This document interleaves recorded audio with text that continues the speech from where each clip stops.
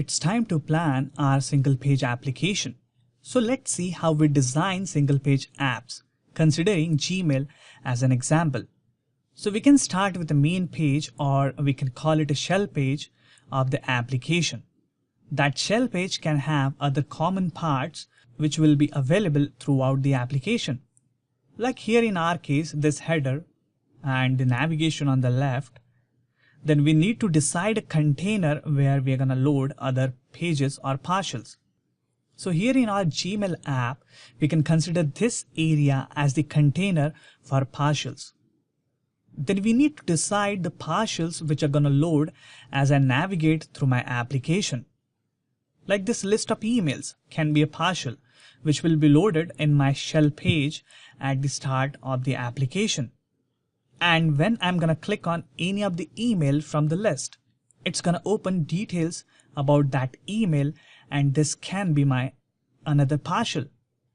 We know now how to plan shell page, partial container, and partials. Let's apply this knowledge to our course CRUD app we have created in services module. So I'm going to start where we left our course CRUD app. Let's start with the HTML first. So I'm going to use this routing.html file as my shell page. I'm going to remove the controller first, and you should not be worried as we will see how we can assign the controller later. I'm going to remove this load courses button so that I'll load all of my courses when application will start. I'm going to replace this add new courses button with an anchor tag, and I'll remove this ng-click directive as well. And I'll remove all of this ng-include as well. And I will use this div tag as a container for my partials. So in AngularJS, we need to decorate the partial container with a directive called ng-view so that Angular will know where to load the partial pages. So our HTML is clean now. Let's move on to the script part to clean it as well.